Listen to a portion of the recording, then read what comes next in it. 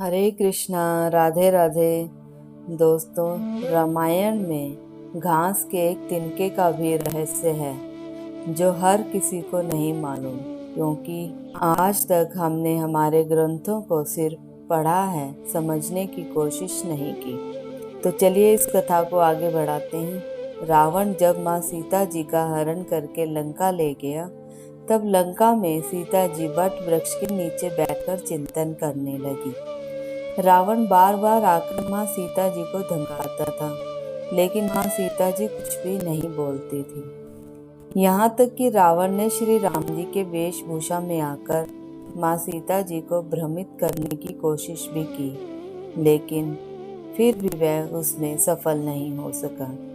रावण थक हार कर जब अपने शयन कक्ष में गया तो मंदोदरी ने उससे कहा, आप तो राम का वेश धर कर गए थे, फिर क्या हुआ? रावण बोला, जब मैं राम का रूप लेकर सीता के समक्ष गया तो सीता मुझे नजर ही नहीं आ रही थी। रावण अपनी समस्त ताकत लगा चुका था, लेकिन जिस जगत जननी माँ को आज तक कोई नहीं समझ सका, उन्हें रावण भला कैसे समझ सकता था। रावण एक बार फिर आया और बोला कि मैं तुमसे सीधे सीधे संवाद करता हूँ, लेकिन तुम कैसी नारी हो कि मेरे आते ही घास का तिनका उठाकर केवल उसे ही घूर घूर कर देखने लगती हो। क्या घास का तिनका तुम्हें राम से भी ज्यादा प्यारा है? रावण के इस प्रश्न को सुनकर माँ सीता जी बिल्कुल चुप हो गई और उनकी आंखों से आंसुओं की धारा बह निकली। इसकी सबसे बड़ी वजह बस एक ही थी कि जब श्री राम जी का विवाह माँ सीता जी के साथ हुआ, तब सीता जी का बड़े आदर सत्कार के साथ गृह प्रवेश हुआ था। बहुत उत्सव मनाया गया था। प्रथा अनुसार नववधू विवाह पश्चात जब ससुराल आती है तो उसके हाथ से कुछ मीठा पकवान बनाया जाता है, ताकि जीवन भर उनके घर में मिठास बनी रहे। इसलिए माँ सीता जी ने उस दिन अपने हाथों से घर पर खीर बनाई और समस्त परिवार, राजा दशरथ एवं तीनों रानियों सहित चारों भाइयों और ऋषि संत भी भोजन पर आमंत्रित थे। माँ सीता ने सभी को खीर परोसना शुरू किया और भोजन शुरू होने ही वाला था कि जोर से एक हवा का झोंका आया। सभी ने अपने अपने पत्तलें संभाली। सीता जी बड़ी गौर से सब कुछ देख रही थी। ठीक उसी समय राजा दशरथ जी की खीर पर एक छोटा सा घास का तिनका गिर गया, जिसे माता जी ने देख लिया था, लेकिन अब खीर में हाथ कैसे डालें, यह प्रश्न हुआ। माँ सीता जी ने दूर से ही इस तिनके को घूर कर देखा। वो जलकर राख की एक छोटी सी बिंदी बनकर रह गया।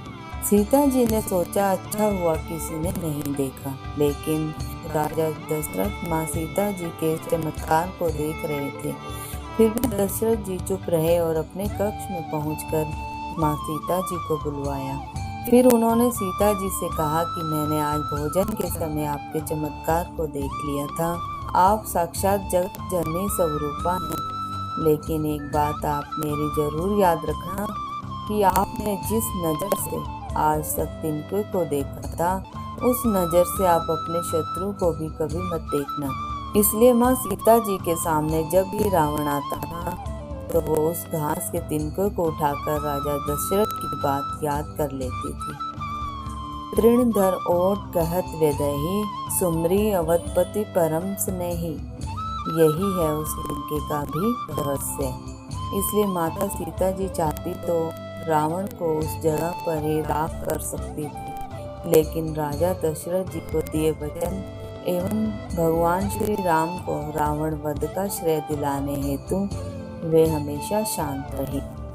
ऐसी है विशाल हृदय हमारी जानकी माता। जय प्रभु श्री राम।